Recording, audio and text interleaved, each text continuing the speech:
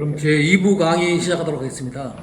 그 2부 강의는 이제 앞에서 제가 이제 말씀드린 게 과연 환경은 무엇이냐. 환경은 결국은 인간을 위하는 건데 지금 우리나라뿐만 아니고 전 세계적으로 이 환경주의가 사라지고 녹색주의가 지금 지배하는 바람에 여러 가지 지금 문제가 있다. 특히 우리나라에서는 정말 그 헌법에 보장되어 있는 환경권 보호는 방치하고 국민을 통제하고 기업을 통제하고 지금 사회를 통제하고 하려고 하는 그게 너무나 강하다. 개인의 자유와 재산을 박탈하고 규제하는 데 강하다. 그리고 봤지만은 제가 또 전부 데이터를 보여주잖아요. 데이터를 보여줘가지고 우리나라에 지금 환경권 제대로 보호가 안 되니까 환경성 질환이 지금 계속 증가하고 있다. 여러 가지 지금 문제가 있다. 그리고 이제 그렇다면 과연 앞으로 우리가 어떻게 해야 되느냐? 환경 선진국으로 가기 위해서 어떻게 되느냐? 저는 여러 가지 방법이 있다면 오늘 제가 뭐 그까지 다 말씀드리려고 그러면 여기 나열하면 한 50가지 넘을 거예요. 근데 여기서는 몇 가지만 중요한 것만 몇 가지 하겠습니다. 첫 번째는 뭐냐? 바로 이 오늘 제가 제목을 달았던 생존을 위한 환경교육을 해야 된다. 바로 이 문명은 말이에요. 끊임없이 발달하고 있어요. 지금 이게 이제 산업혁명 이후에 인간이 어떻게 지금 계속해서 풍요롭고 인간이 자유롭고 풍요롭게 살고 싶은 것은 모든 사람의 욕망이고 천부적 권리라고 나잖아. 이 천부적 권리를 위해 가지고 인간은 끊임없이 잘 살고 자유롭게 살고 싶어 하는데 지금 증가하고 있다. 근데 이 증가하는데 여러 가지 기여를 한 것 중에 하나가 뭐냐? 바로 이 새로운 혁신적인 기술들, 스팀 엔진이 나오고 자동차가 나오고 그리고 또 전기가 나오고 또 최근에 이제 그 셀폰 이것도 원래 나오기는 1973년도에 나왔는데 이것을 대중화된 거는 이제 90년대에 와서 했죠. 이렇게 셀폰이 나오고 완전히 문명이 바뀌어 있잖아요. 그런데 끊임없이 문명은 변하는 거죠. 문명 발전과 함께 이것 때문에 환경이 계속 바뀌는 거죠. 우리가 살아가는 주변에 뭐 공기 오염이라든지 여러 가지들이 바뀌는데 앞으로 끊임없이 지금 과학과 기술은 발달하고 과학은 여기 가고 있고 대중은 여기 있어요. 지금 이제 뭐 우리는 아마 아실 거예요. 대중은 과학은 계속 발달하고 있고 AI가 나오고 뭐 각종 지금 뭐 새로운 이기가 나오고 그런데 우리는 다 그 문명의 이기를 다 이해를 못해요. 이기도 이해하지 못하고 거기 새로 나오는 물질도 제대로 이해하지 못하고 그 새로 나오는 물질을 제대로 이해하지 못하니까 뭐냐 가습기 살균제 사업 같은 게 생기는 거예요. 근데 이게 문명이 발전함에 따라 가지고 과학기술과 일반 대중의 간격은 점점 더 멀어지는 거예요. 간격은 점점 더 멀어지는 거예요. 이 간격을 뭐로 해야 되느냐? 바로 이 생존을 위한 환경교육으로 격차를 메꿔야 합니다. 지금 우리나라에 이런 교육을 좀 빨리 해야 되는 거예요. 근데 지금 뭐하냐? 녹색주의가 팽배하는 바람에 녹색주의자들이 하는 교육은 뭐냐? 다음 세대를 위해서 환경교육을 한다. 공동체를 위한 환경교육을 한다. 이게 환경교육의 어떤 그 목적 중에 하나가 뭔가 하면은 우리가 지금 지속가능 발전을 하기 위해 가지고 다음 세대도 우리처럼 이렇게 잘 살기 위해 가지고 우리가 지금 삶을 좀 더 제한을 해야 되고 우리가 지금 삶을 것은 조금 불편하지만 참아야지 다음 세대를 위하는 거라고 지금 계속 가르치고 있다고. 또 공동체를 위해서 내가 희생을 당하고 이런 것들이 녹색주의인데 저는 이것보다도 제가 2009년도에 그 환경교육학회 회장이 첨대해가지고 이런 말 했어요. 환경교육은 미래 세대를 위한 거고 공동체를 위한 거고 그것보다 더 중요한 게 지금 보니까 뭐냐 생존을 위해서. 이거 잘못하면 죽어요. 왜냐하면은 제가 오늘 그 책 보면 제가 오늘 그 책 북컨서트라고 한 게 뭔가 하면 환경재난책을 한 게 뭔가 하면은 수없이 많은 사람이 죽고 병들고 말이에요. 그 사람들 아무 죄가 없어요. 그렇지만 다 이제 희생을 당한 거죠. 이걸 위해 가지고 우리가 지금 교육을 해야 되는데 또 하나가 뭔가 하면 우리나라 대부분 사람들이 모를 거예요. 문명 발달과 함께 대중은 바보가 돼가고 있어요. 뭐 이게 IQ 변화거든요. 지금 점점 현대인들은 지금 IQ가 떨어지고 있다는 거예요. 봐요? Are we becoming more stupid? 바보가 되어가고 있다. IQ 스코어가 떨어지거든요. 왜냐하면 생각을 안 하고 있거든요. 지금 거의 모든 것들이 그냥 주어지는 대로 보고 있으니까 머리가 떨어진다는 거야, IQ가. 사고를 못 하는 거지. 요즘 애들이 인터넷 이런 것 때문에 문장 구성이 안 된다는 거지. 좀 긴 문장은 이게 뭔가 하면 구성이 안 되는 거죠, 지금. 이게 지금 현실이 되고 있고, 지금 최근에 말이에요. 미국에서 뉴욕시에서 학교에서 뭐라 해야 되나, 셀폰, 휴대폰을 못 쓰게 했더만은, 휴대폰 자꾸 쓰고 하니까 이제 산만하고 뭐 여러 가지 문제 있으니까 학교 들어오면 뺏어나는 거야. 애들이 교실에 있는 저 시계를 못 읽는 거예요.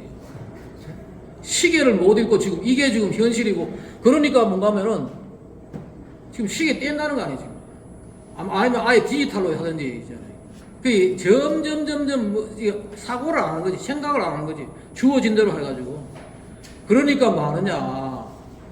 이러한 문명 발달과 함께 우리는 계속해서 이 교육을 시켜야 되고, 또 하나 특징이 뭔가면요. 문명이 발달하면서 계속해서 새로운 이기가 나오고 새로운 물질이 나오면은 이 어느 사회나 이게 뭔가 한번 해보고 실패를 거듭해야지 거기에 대한 개선을 한다는 거예요. 무슨 말인가 하면 이거예요. 자동차가 처음 나왔을 때 자동차 배기 깨서 규제 안 했어요. 자동차 신호등 없었어요. 그냥 다니는 거예요. 다니다가 보니까 이게 대기 오염을 규제됐구나. 규제를 하기 시작했고, 또 자동차에 파란불은 가고 빨간불은 스탑시키고 교통신호가 필요한 거지. 그 문명의 이기가 나오면은 이기를 일단 써보고 그 다음에 규제를 하는 거지. DDT 처음 나와가지고 말이야. 원래 DDT는 군에서만 쓰다가 전쟁 끝나고 왔는데 DDT 좋다고 했잖아요. 집에서도 쓰라고 이제 뭐 광고했다는 거 아니에요. DDT 광고. 집에 쓰라 DDT. 광고를 하다가 1946년도에 담배 광고를 누가 했는가 하면 의사가 했어요. 의사들은 이런 담배를 좋아한다. 또 옆에 있는 건 뭔가 하면 저거예요. 임산부가 이 담배 피우면 애가 적게 나온다. 이게 미국에 있었던 광고예요. 지금. 이게 이게 그러다 보니까 담배 이게 해롭구나. 규제를 한 거지. 성면 있잖아, 성면. 지금 성면 때문에 지금 우리나라 법이 2개나 있어요. 성면 피해자 구제, 성면 이런 것도 철거하는 그 법도 있고 한데, 성면이 처음 나왔을 때 말이에요. 성면은 식탁보로 쓰면 좋다. 뜨거운 거 놔도 식탁보 광고하는 거네. 아스베스토스 패드. 식탁보에다가 성면을 까면은 뜨거운 거 갖다 놔도 괜찮다. 거기다가 봐요. 성면으로 된 옷을 입으면은 그 당시에 뭐 무용수가 촛불 켜놓고 누워 했던 모양이에요. 촛불이 안 탄다. 이게 지금 성면 광고예요. 거기다가 그 옛날에 우리 유연 휘발유, 제가 미국 처음 갔을 때마다 휘발유에 납이 있었어요. 유연 납 들은 휘발유, 옥탄가 높이기 해가지고. 일부러 납을 집어 넣었어요. 왜냐하면 이게 엔진을 밟으면은 이게 옥탄가가 높아가지고 그냥 출력이 좋으니까. 처음에는요, 유연 휘발유를 만들어가지고, 이 사람 토마스 미즐이라는 사람이 이걸 만들었는데, 이걸 유연 휘발유를 만들어가지고 광고를 했다니까. 봐요, 광고가. 와, 우리도 아빠, 우리는 왜 유연 휘발유를 안 쓰느냐. 유연 휘발유를 쓰니까, 밟으니까 팍팍 나가고, 이 광고를 한 거지. 프레온께서, 이 사람 만든 거예요. 프레온께서 그 냉매로 쓰니까, 냉장고에 엄청 좋다. 나중에 쓰다 보니까 지구에 그 오존층 파괴가 나네. 오존층 파괴가 일어나니까, 이걸 저걸 한 거죠. 다들 인간은 뭔가 하면 새로운 이기가, 새로운 물질, 새로운 이기가 나오면은 한번 써보고 이것이 이제 문제가 생기니까 규제를 하기 시작하는 거예요. 그러다가 보니까 그 사이에 당한 사람들이 다 뭐냐? 환경재난을 당하고 하는 거죠. 그래서 이게 앞으로 우리가 이게 제대로 사람들이 자기가 생존을 하려고 그러면은 사전에 미리 교육을 하고, 정부만 믿지 말고 말이에요. 천국 믿다가 죽은 사람들이 다 지금 가습기 사균 사건. 또 하나가 지금 우리나라에서 크게 잘못하고 있는 게 바로 이거예요. 아까 이야기했던 환경권 보건인데 그 중에서 또 하나가 뭐냐?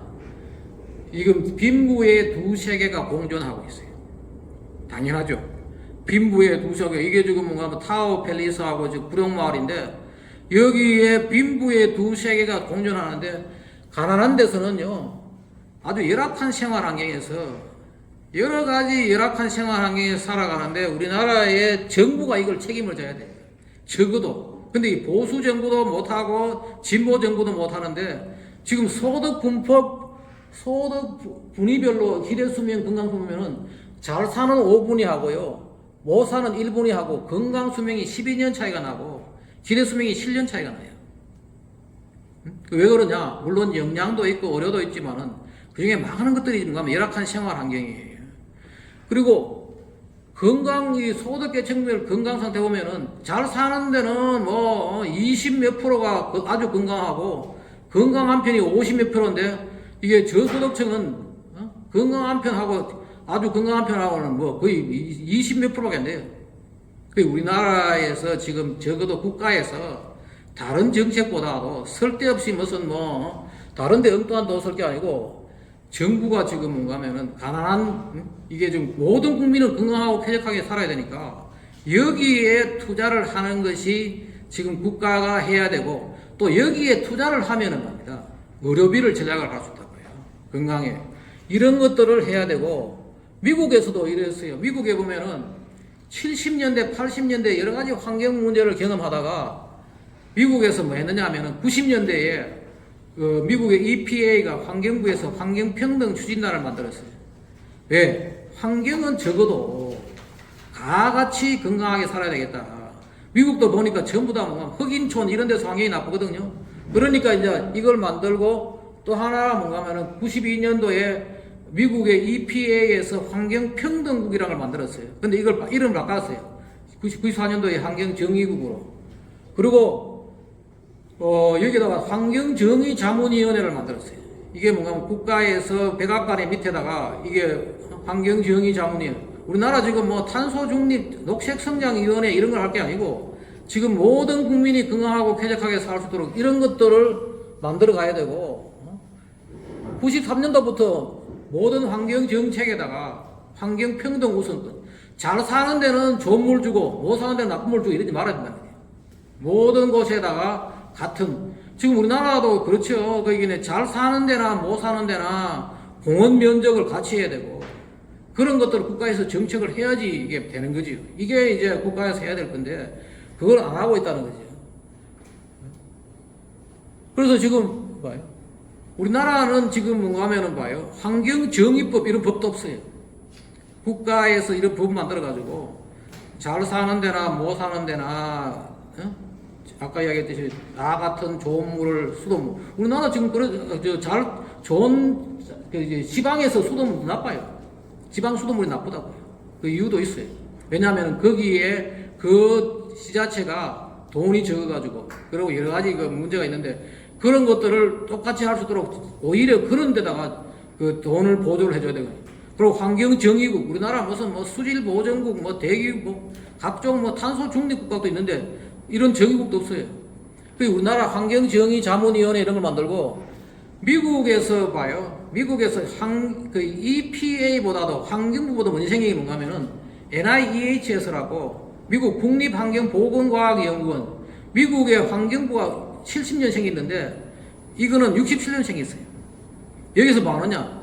건강하고 쾌적한 생활을 보장하기 위해 가지고 이런 연구원이 있다고. 근데 우리나라 뭐 하느냐? 국립환경과학원에 제가 그때 있었던 국립환경과학원장 할 때 거기에 이걸 만들려고 했는데 그때 힘이 안 돼가 못 만들었어요. 여기에 국립환경과학원에 공무원 환경건강과 20명이 이거 다 하고 있다고요. 그러니까 뭐 하느냐? 가습기 살균제가 터지는 거지. 사건이 터지는 거지. 이게 우리나라의 지금 현실이다. 앞으로 이렇게 가야 된다는 거죠. 마지막으로 이제 제가 오늘 그 얘기하고자 하는 선진환경관리제도.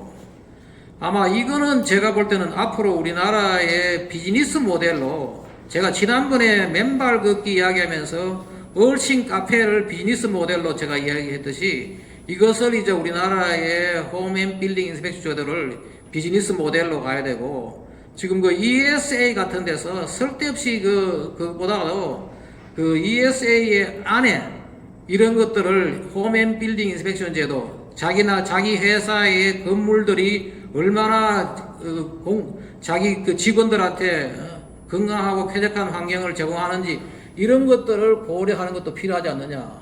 이게 왜냐하면 봐요. 지금 우리가 하루에 24시간 중에 90% 이상을 실내에서 살아요. 집에 가서 잠자고, 버스 타고, 지하철 타고, 사무실에 오고, 거의 90% 이상을 실내에서 사는데, 우리는 지금 뭐냐? 실내 공기, 뭐 이런 것들은 좀 따지면서도, 실내 공기라든지, 실내 환경에 대해서는 별로 관심을 두지 않고, 집만 지었다가 뭐 다 괜찮은 줄 알고, 그냥 두고 있어요. 우리나라 겨우 이제 하나 강한 게 뭔가 하면은, 세집정후국이라는 것은 뭔가 하면 계람주택 정후군 안에 하나 포함되는 거지. 미국에서는 세집정후국이라는 말이 없어요. 새집은 좋은 집인데, 시크하우스 신도롬, 새 집이나 오래된 집이나 오래된 집일수록 더 말이에요. 여러 가지 문제가 있는 거지. 시크하우스, 식빌딩, 집이 이제 이 결함주택, 결함빌딩 정후군. 이 집이 거기 사람이 살기에 적합하지 않으면은 병들고 하는 거지. 이런 것들을 지금 막아야 된다.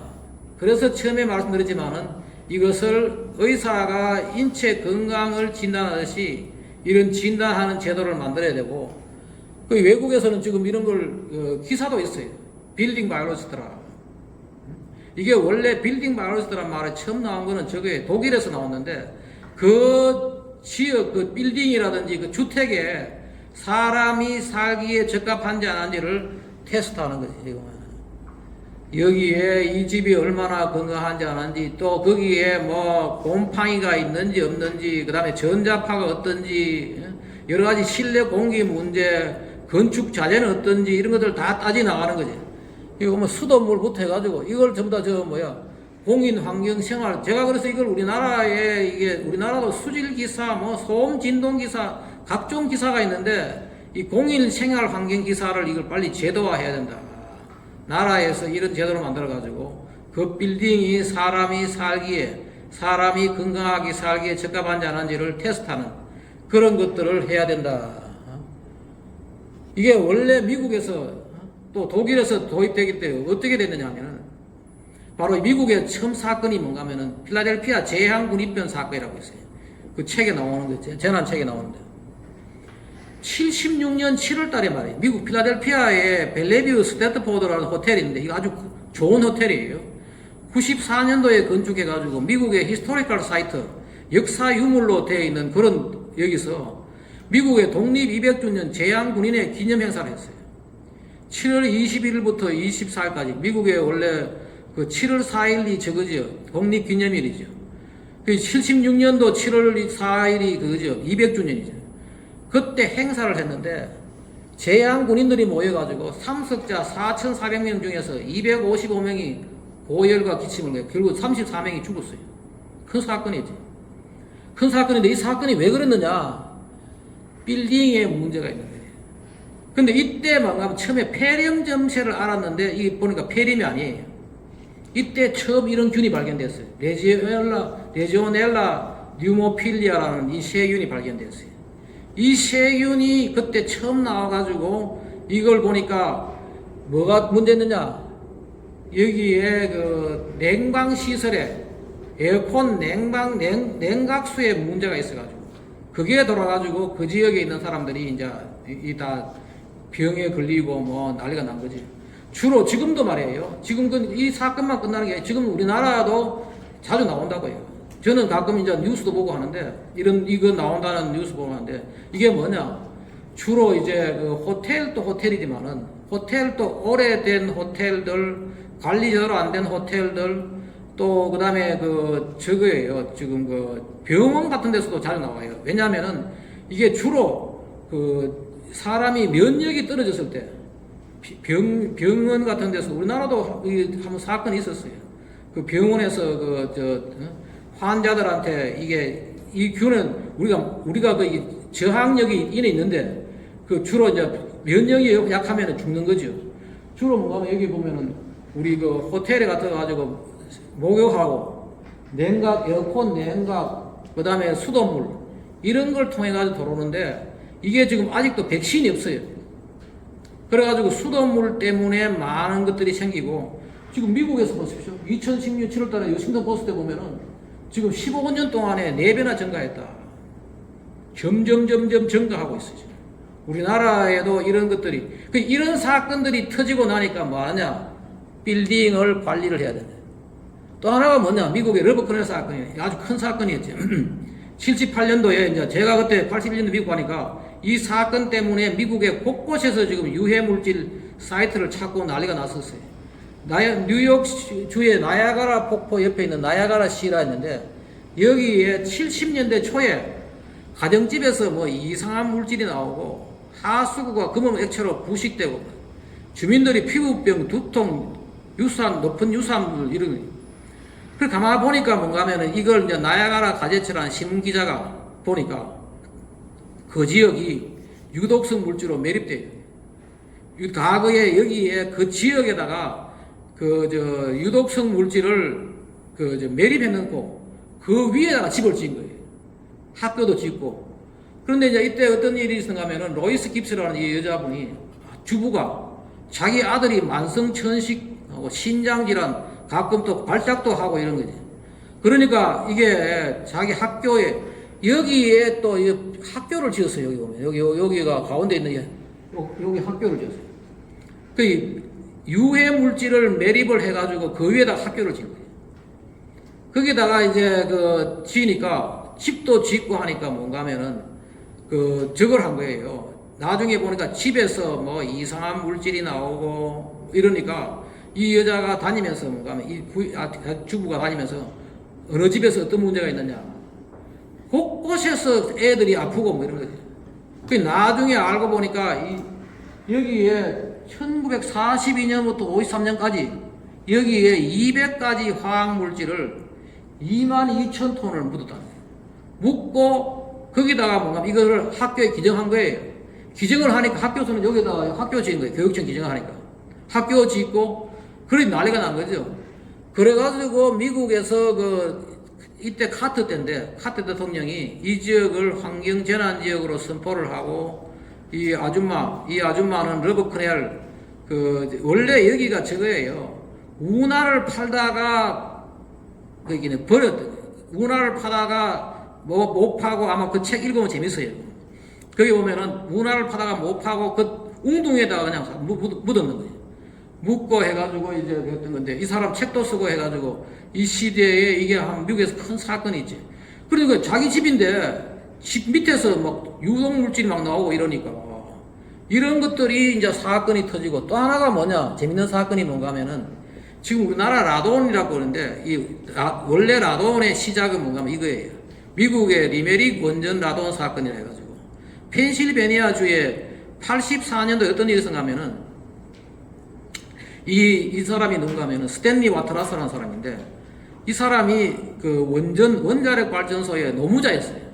노무자였는데 원자력 발전소를 거의 다 지은 단계에서 이제 원자력 발전소에 들어갈 때 나올 때 뭔가 하면 우리 혹시 방사성 물질이 이게 몸에 묻어 도노나 안 도노나 싶어가지고 체크를 하는 거예요. 우리 공항 갈 때 이렇게 체크하듯이.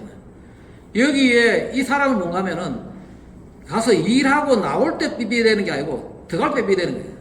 들어갈 때. 이 사람이 도대체 일주일 동안 삐삐 되는 거예요. 이 사람 도대체 뭐냐? 정체가 뭐냐? 이 사람이 살던 집에 지하실에 라돈이 나오는 거예요. 그게 무슨 말인가 하면은 이게 미국에는 보통 겨울 되면은 지하실에서 보통 배지가 틀어놓고 하는데 평소에는 지하실을 안 쓰다가 겨울이 되니까 12월 달쯤 되니까 이 사람이 애들하고 같이 배지가에서 지하실에서 있다가 그 다음날 출근을 하니까 그 다음날 출근할 때마다 이제 삐삐 되는 거예요. 그게 알고 보니까 이 사람 집이 완전히 그냥 라돈이 엄청나게 있는 거지. 그래가지고 미국의 EPA하고 펜실베니아 주에서 나와가지고 조사를 한 거지. 조사를 해가지고 나중에 이 집을 하나의 실험실로 해가지고 결국은 이것을 라돈이라는 게 뭔가 전부 땅에서 나오거든요. 이걸 뽑아가지고 위로 빼고 해가지고 이제 그걸 한 거예요. 이 사건이 나고 난 뒤에 미국에 전적 조사를 했어요. 미국 전적에 조사하니까 라돈이 미국 곳곳에 지금 기준치를 오버하고 그때 자료가 이거예요. 펜실베니아 주의 주택의 40%가 라돈 기준치를 오버하는 거예요. 미국도 그거 몰랐던 거지. 그냥 집만 되는 줄 알았는데 집 지어놓고 보니까 집에서 라돈이 나와가지고 이런 사건이 터지고 나니까 미국에서 이제 이런 것들 하기 전에. 그럼 과연 우리가 이제 어떤 것들을 해야 되느냐? 앞으로 우리나라에서 이걸 하려고 그러면은 인스펙션 하면 어떻게 해야 되느냐?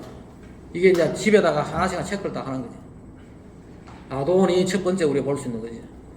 제가 여기 우리나라에 국립환경과학원장 할 때 이게 발표한 건데 2013년도 1월 달에 우리나라에 조사를 해보니까요. 일반 주택은 30% 이상이 라돈 초과예요.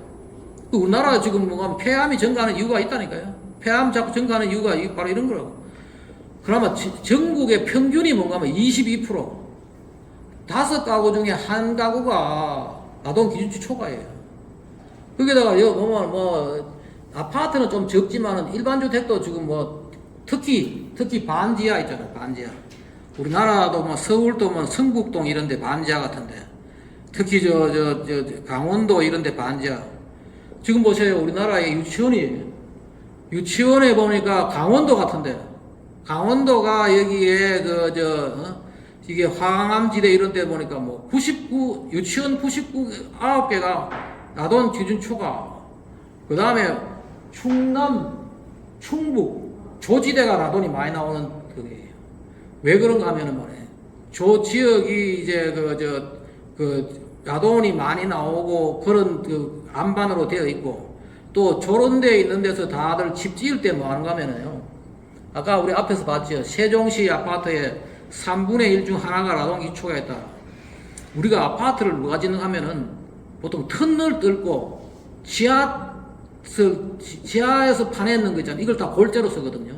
그 골재를 제대로 체크를 안 하고 집을 지으니까 아파트에서 저렇게 나오는 거지. 이런 것들, 여기 아까 봤던 거지. 지금 라돈이 상당히 심각한 문제죠. 그리고 외국 같은 데는 벌써 임대업을 할 때 이런 걸 조사를 안 하면은 임대업을 못 해요. 자기가. 임대업을 못 하게 되는데. 이런 것들을 배워야 되고, 그 다음에 또 하나가 뭐냐. 층간소음 문제. 사전에 층간소음 이런 것도 뭔가 하면 내가 이사 갈 때 그 집 층간소음이 어떤 건지 테스트를 해보고, 집을 팔 때 자기들이 이제 이거를 해가지고 건강진단서 떼듯이 떼가지고 이 집은 사람이 살아도 좋다는 거를 인증서를 해가지고 부동산 거래를 해야 되는데 그냥 우리는 가서 대충 보고 사니까 사서 들어가 보니까 이런 문제 생기는 거예요. 또 하나가 이제 실내 공기오염도 다 테스트를 하고 또 그다음에 환기 시스템. 흔히 많은 사람들은 공기청정기를 하면은 공기가 좋아진다. 아니에요. 공기청정기로 해가지고 할 수 있는 거는 먼지밖에 없어요. 나머지는 다 환기로가 해야 되지. 이런 것들, 이 환기 시스템, 실내 공기오염 이런 것들을 다 해야 되고, 그다음 또 하나가 뭐냐? 아까 이야기했던 인공전자파 문제. 지금 우리나라도 인공전자파 문제가 지금 심각해요. 심각한데 그게 잡혀야 많아지고 하는 것들이 다 그래요.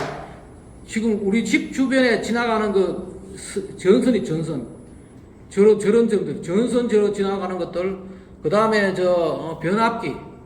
변압기가 가까이 있는지 없는지, 그 다음에 중계기 안테나 같은 것들, 이런 것들을 다 테스트를 해요. 그리고 이제 그런데 문제가 생길 때 뭐하냐?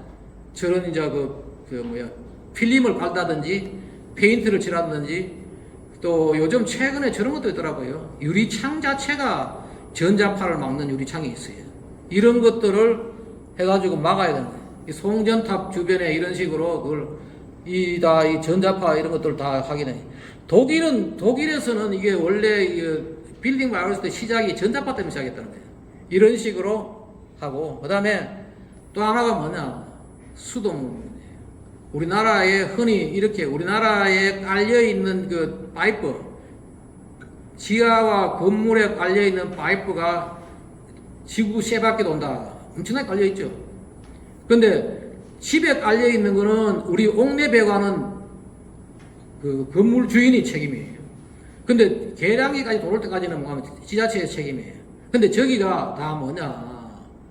다 녹슬고 여러 가지 문제가. 또 하나가 뭐냐면은 우리나라는 이걸 안 하고 있는데 워터 에이지라 해가지고 정부장에서 처리해가 집까지 오잖아요. 그때까지 시간이 얼마 걸리느냐? 그 시간이 미국에 보면 일주일 이내로 물이 돌아야 돼요. 더 오래되면 안 되는 거지. 더 오래되면 안 되고 워터 에이지 분석을 해야 돼요. 그 물의 나이를 분석해가지고 정부장에서부터 집까지, 자기 집까지 올 때까지 얼마 걸리는가를 분석을 해야 되는데 왜? 더 오래되면 뭐 하냐? 염소가 다 사라지면은 거기에 세균이 들어올 수가 있어요. 그 외국에서는 다 워터 에이지 분석을 해가지고 만약에 나이가 더 많아지면은 뭐냐? 퇴수를 해줘요. 중간에 물을 빼가지고 그걸 물청소를 하고 한다고요. 제가 지난번에 그때 벌써 한 20년 전이죠. 2000년대 초쯤 돼가지고 그때 서울시 수질평가위원 하면서 우리나라에 지금 서울시에서 워터 에이지 분석을 해가지고 어느 동네에 어디까지가 물이 얼마 들어가는지를 다 분석을 해야 된다. 그걸 안 하면은 지금 수돗물 먹으라고 말을 못한다. 라고 하니까 그 속에서 나중에 서울시 수질평가위원회 잘라보더라고. 시끄럽다고. 지금 이래가지고 우리나라 지금 아직도 그래요. 아마 워터 에이지 분석하면 우리나라 집값 달라질 거예요. 서울의 집값 달라질 거예요. 이 워터 에이지 분석을 하고 그래야지 거기에 물을 지금 보세요. 지금 우리나라에 지금 파이프에 봐요. 지금 이래놓고는 물 먹으라고 난리를 치는데 특히 그러고 또 일반 주택은요. 집집마다 이렇게 물탱크가 있잖아요. 물탱크가 하루에 숨을 쉰다는 하루에 두 분씩 숨을 쉰다는 건가 하면은 물탱크에 아침에 물 쓰잖아요. 탱크에 물이 내려가요. 대기가 들어오죠. 공기가 들어오죠. 또 저녁에 한 물 쓰죠. 또 들어오잖아. 저 왔다 갔다 하면서 공기가 돌아가지고 그래서 6개월마다 한 번씩 씻어주잖아요. 근데 저런 것부터 해가지고 직수 공급도 해야 되고 지금 우리나라의 수돗물 공급을 지금 완전히 바꿔야 되는데 그걸 지금 안 하고 있고 지금 엉뚱한 거 있어요. 제가 이제 수돗물 수질평가위원 하면서 찍었던 사진인데 지금 정부장에서 저렇게 큰 걸 가지고 이제 수질 항목을 다 체크를 해요. 그 최근에 기술이 좋아지가 뭐 하냐? 요것만 가지고도 다 체크를 해요. 어떻게 하냐? 내가 이 아파트에 어떤 물이 들어오느냐를 다 확인할 수가 있어요.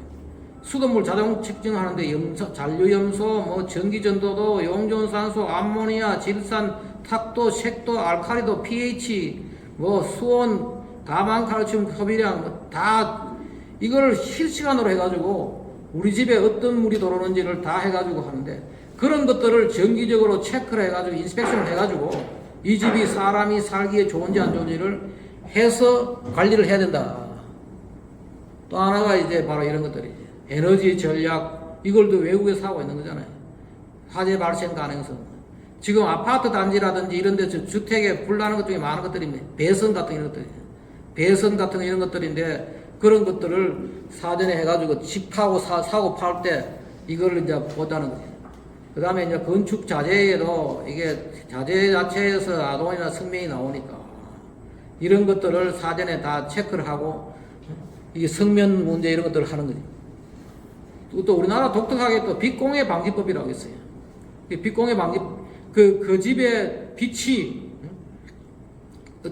언제 빛이 얼마 들어오느냐. 지금 아파트 잘못 지은 집은 많이 있어요. 많이 잘못 지은 집들은 그 낮에 말이 어떤 집은 그렇다는 거네. 낮에 선글라스 끼고 있었다는 거네. 이게 지금 빛공해 제대로 관리를 안 해가지고 그런 것들 이 집의 빛이 어떻게 되느냐. 결국은 우리가 알아야 될 것이 뭔가 하면은 우리가 생활 환경에 투자하면은 의료비를 줄일 수가 있다. 의료비를 줄일 수가 있고 그 다음에 부동산 거래 시 제가 볼 때는 부동산 거래 시에 환경인정제 도입을 지금 시작을 해야 돼요. 그리고 또 저런 것들, 지금 최근에 저걸 한다는 이야기 들었어요. 호텔 같은 데는 나라에서 이것을, 이 항목은 다는 아닐 거예요. 나라에서 일부를 하라고 한다는 것 같아요. 호텔 같은 거는. 근데 이런 것들을 지금, 사업화하면은 부동산 거래시만 하더라도 환경인정제 하면은 여기에 상당한 비즈니스가 될 거예요. 미국에서는 저게 돼요. 이걸 하게 되는 이유가 뭔가 하면은 집을 살라 그러면 뭐 해야 되느냐? 은행에서 융자를 받아야 되냐? 은행에서 이걸 요구를 하는 거지. 당신이 지금 사는 집이 어떤 집인지 증명을 떼오라. 사람이 살아도 적합한지 안 한지를 확인해가지고 오라 해가지고 이거를 한다는 거죠. 마지막으로 제가 이제 맺은 말로 하고 끝내겠습니다. 늘 저는 이야기합니다. 건강한 국민이 최고의 국부다. 그리고 우리나라의 모든 환경 정책을 바꿔야 된다. 건강하고 쾌적한 환경을 국가 최우선 정책으로 지금 해야 된다는 거예요. 국민이 건강해야 되지. 그리고 내가 뭐 늘 이야기하지만 인간 환경, 부국 환경, 과학 환경으로 가야 되고, 그리고 우리나라의 헌법은 잘 돼 있다니까요. 자유민주 헌법 정신에 충실한 환경 인정과 정책으로 가야 되고, 바로 이게 인간 악마론, 녹색주의에서 바로 인간 존엄성, 환경주의로 가야 한다. 이게 인간 악마론이죠. 녹색주의자들이 하는 이야기. 여기서부터 우리가 이제 건강하고 쾌적하며 풍요로운 삶이 보장된 이 부강한 나라로 가야 된다. 그리고 바로 이게 우리가 늘 이야기하는 이 자유로운 인간은 부강한 나라를 만들고 풍요로운 삶이 지금 환경을 돌본다. 이걸로 가야 되고, 그 다음에 지금 우리나라에 빨리 가야 되는 게 반문명적이고 반산업, 반개발, 비과학적인 환경 이념과 정책을 지금 추방해야 되고, 그리고 그러려고 그러니까 뭐냐면 우리가 환경교육의 대전환이 있어야 됩니다. 학교나 이 사회 환경 교육을 통해 가지고 대전환이 돼요. 나머지는 뭐 제 유튜브 들어오면 있고, 마지막으로 여기에 많은 책들이 제가 지난번 한 10년 동안 썼는 책들 여기에 바탕을 하고 있고, 관심 있는 사람들은 이 책을 한번 여기다가 도서관에 신청해 보고, 오늘 주로 제가 이제 참고했던 거는 이런 책이에요. 환경재난 책하고 부환경론, 환경과 빈부의 두 세계, 그 다음에 환경정책 법규원론, 이걸로 참고를 했습니다. 이상 제 강의 마치도록 하겠습니다. 감사합니다.